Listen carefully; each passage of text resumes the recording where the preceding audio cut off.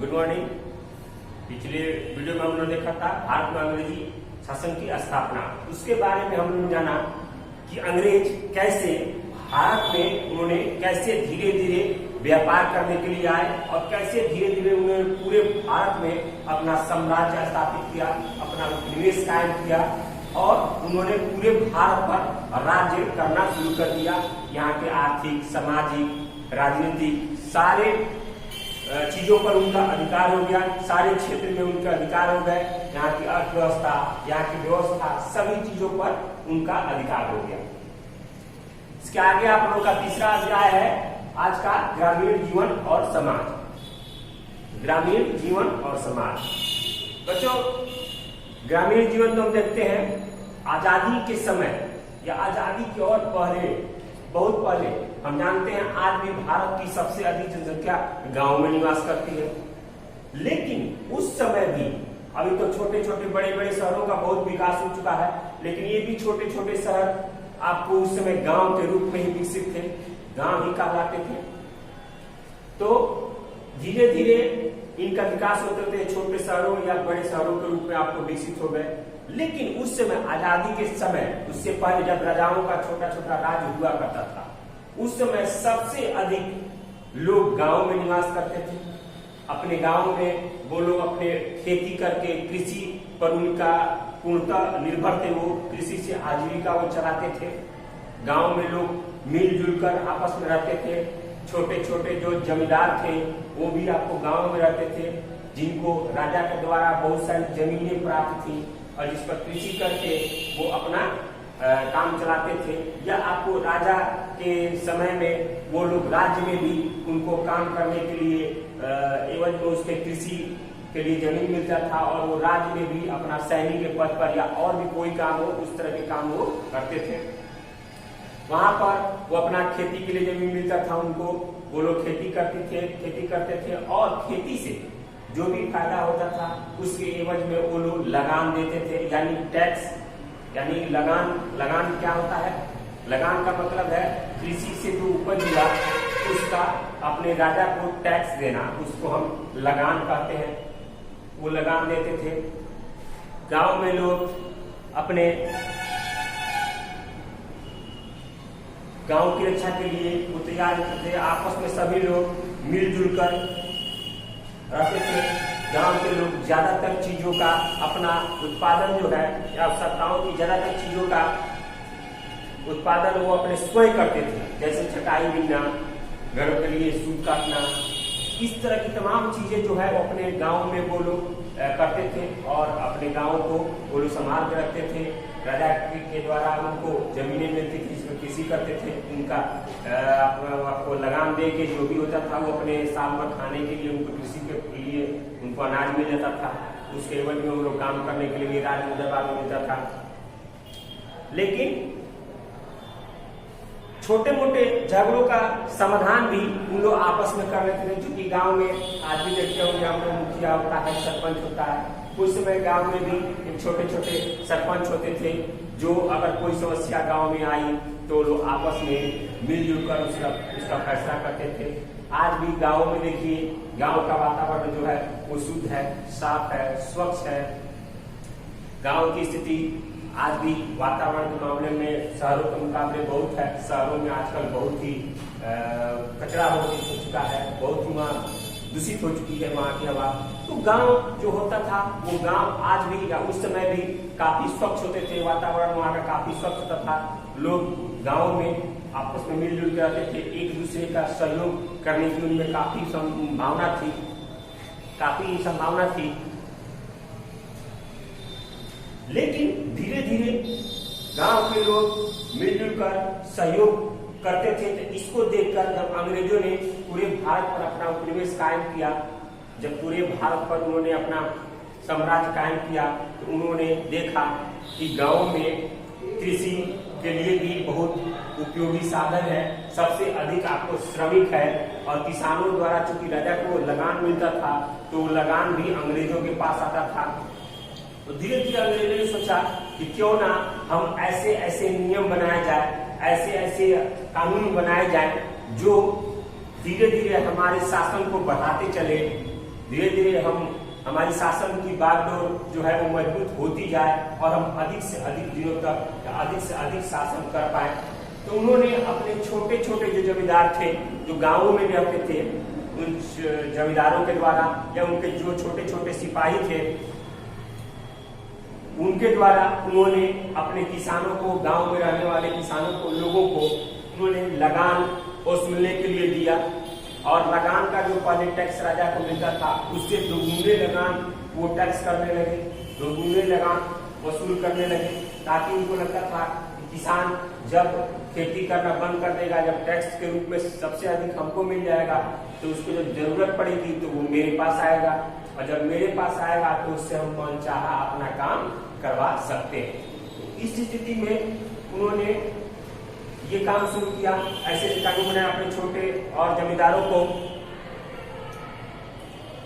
उन्होंने अपने किसानों को काम पर लगाया, अन्य व्यापारियों को और उसकी सहायता करने के लिए सैनिकों को, पुलिस को उसके पीछे लगाया। क्योंकि व्यापारी जब जाएंगे तो उनसे अधिक मुनाफा कमाएंगे, अधिक वसूली करेंगे, और तब किसानों को खेती करना बंद करना पड़ेगा। और जब खेती करना बंद होगा तो वो भूखे होंगे, जब भूखे होंगे तो मेरे पास आएंगे, तो हम उनसे जैसे चाहेंगे वैसे लगान वसूल करेंगे, जैसे चाहेंगे वैसे अपना काम निकलवाएंगे। और धीरे धीरे अंग्रेज सरकार ने पूरे गांव की तरफ ध्यान दिया और धीरे धीरे पूरे गांव को भी अपने नियंत्रण में ले लिया। यानी पूरे गांव पर भी वो अपना कब्जा जमा चुके थे। वहां से उनको आपको कृषि के लिए जो भी चीजें थी वो भी उपज होने लगी थी। कृषि से जो कच्चा माल आता था उसका भी उत्पादन उन लोगों के अंडर में हो गया, उन लोगों के अधिकार में हो गया। बार बार धीरे धीरे अंग्रेजों ने पूरे क्षेत्र को, पूरे गांव के क्षेत्र को अपने अधिकार में कर लिया। उसके बाद कि अंग्रेजों ने भारत के कृषि के क्षेत्र में, गांव के क्षेत्र में एक बहुत बड़े क्षेत्र, जो क्षेत्र होता था आपको बंगाल, बिहार और उड़ीसा, चूंकि उस समय ये तीनों क्षेत्र आपको एक होते थे, उस समय एक थे अंग्रेजों के शासनकाल में। क्योंकि इसलिए अंग्रेज बंगाल में अपना राज्य स्थापित करना चाहते थे और उन्होंने स्थापित भी किया।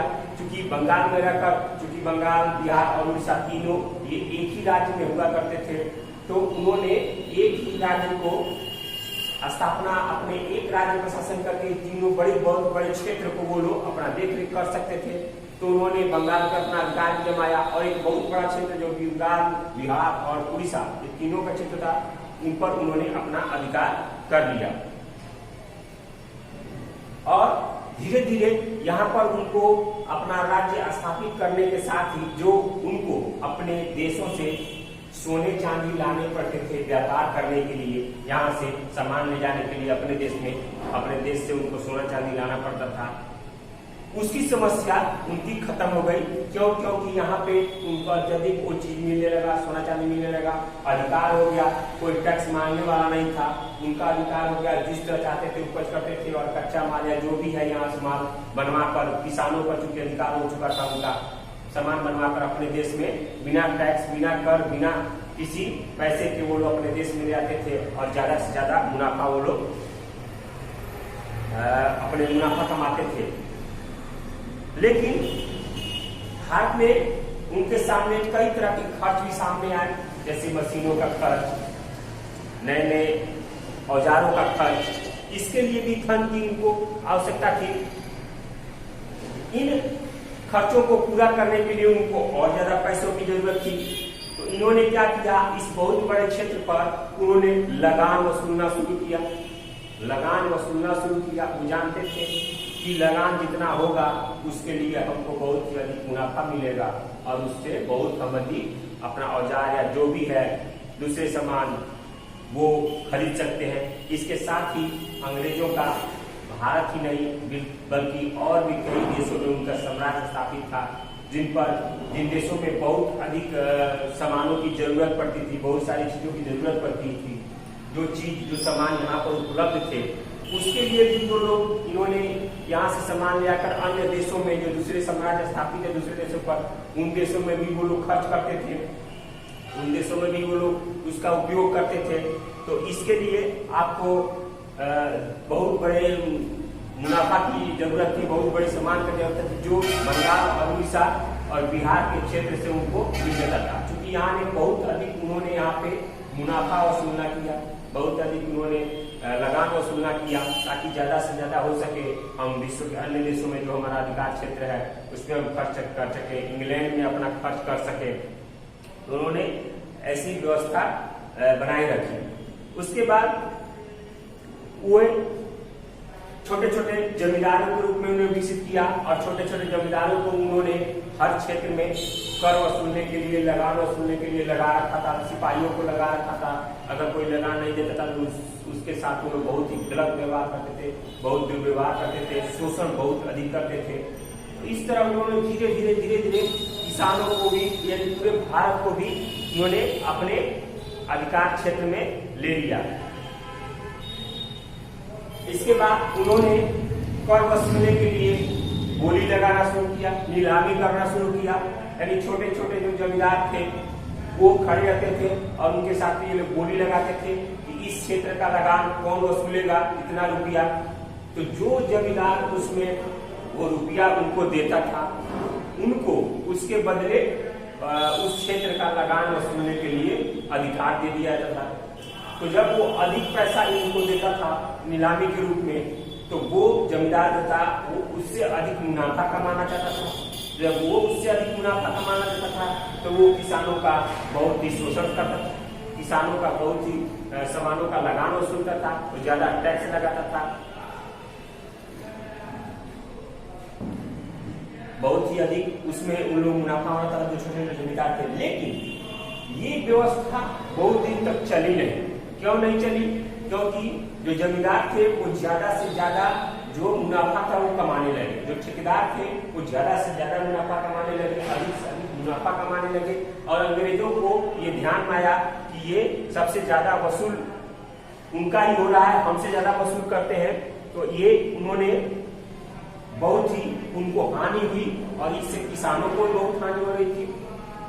तो धीरे धीरे अंग्रेजों ने इसमें भी अपना अधिकार जमाना शुरू किया, यानी अपने हिसाब से जो ठेकेदार होते थे उनको वो अधिकार देते थे। नीलामी की बात नहीं थी, उनका अधिकार मिलता था कि आप जाइए, आप इसका लगान वसूलिए, और जितना मुनाफा था वो अब ठेकेदारों के माध्यम से नहीं, अब वो सीधे अंग्रेजों के पास जाने लगा। इससे उनको और भी ज्यादा मुनाफा कमाने लगे और भी ज्यादा उनको मुनाफा होने लगे। और धीरे धीरे अंग्रेजों ने इस देश को धीरे धीरे किसानों से लेकर ऊपर तक लूटना शुरू किया, लूटपाट करना मचाना शुरू किया, शोषण करना शुरू किया। और धीरे धीरे यहाँ से सामान लेकर विश्व के अन्य देशों में जो उनका साम्राज्यवाद स्थापित था वहां पर खर्च करना शुरू किया, अपने देश पे खर्च करना शुरू किया। और धीरे धीरे इस देश को गरीब बनाते चले गए, लूटते चले गए, मारते चले गए, जान भी मारते थे, तरह तरह के आपको वो लोग निर्मम हत्याएं करते थे। उन्होंने धीरे धीरे हम पर अपनी हुकूमत जमानी शुरू की और किया भी, और उन्होंने लगभग 300 वर्षों तक हम पर शासन किया। इस वीडियो में इतना ही। आगे वीडियो में हम लगान की शुरुआत कैसे हुई, इसकी क्या व्यवस्था थी, इसके बारे में हम लोग पढ़ेंगे। आज के लिए इतना ही। इस वीडियो में आप लोग सुनिए, ध्यान से समझिए और किताब को पढ़िए ताकि आपको अच्छी तरह से समझ में आए, अच्छी तरह से समझे। अगले वीडियो में हम मिलेंगे अगले टॉपिक के साथ। किताब आप जरूर पढ़ के आइएगा। धन्यवाद।